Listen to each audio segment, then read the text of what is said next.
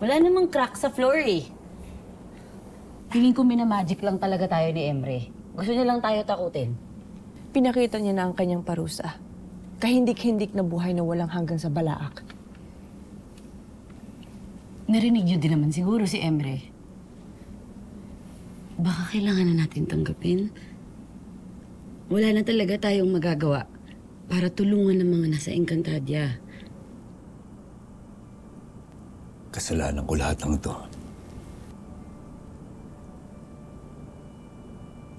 Kung alam ko lang nalulusubin tayo ng mga bago natin mga kalaban.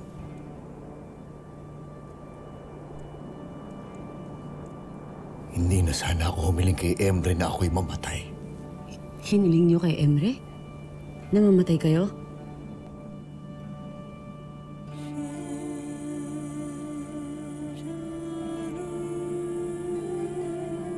Para magkasama kaming muli, anak.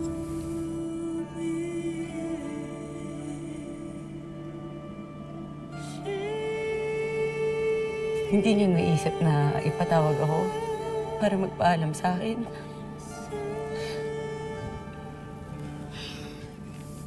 Sabagay, sama-sama na tayo. Yay, happy family. Sama-sama tayong walang magawa sa mga naiwan natin. Nina. Please, Nay, Kay. Please lang, huwag na kayong sasuway kay Emre. Huwag na kayong sumuway sa kanya, ha? Lalo ka na, Nay. Alam ko pasaway ka, gaya ka nila, Ashti. Pero batid mo na naman, di ba? Alam mo kung ano yung parusa pag napunta ka sa Balaak. Alam mo na. Please. Hindi ko naman hahayaang mangyari yun. Natatakot lang ako malayo ulit sa inyo. Mira, wala kang dapat ikatakot. Baka may mabuting dahilan si Emre kung bakit niya hinahayaan na mangyari lahat ng to.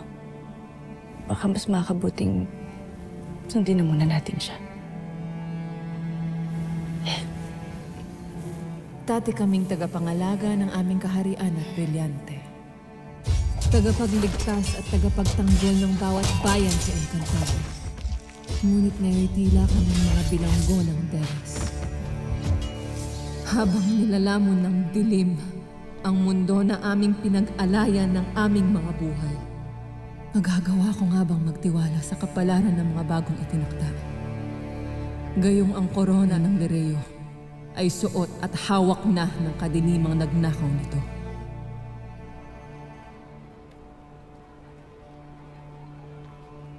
Kaya nga bang pamunuan ng isang anak na may dugong tao ang pagliligtas sa Encantadia? Isang paslit na walang kamalay-malay sa bugnang nakaukit na sa kanyang dugo. Lumaki siyang malayo sa luho at sa mga brilyante. Malayo sa awit ng mga diwata. Isang dagtalan, ngunit itinadhanang higit pa roon.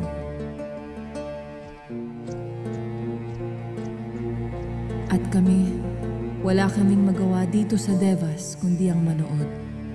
Hanggang siya'y maging ganap na dalaga at mahayag sa kanya ang kanyang kapangyarihan.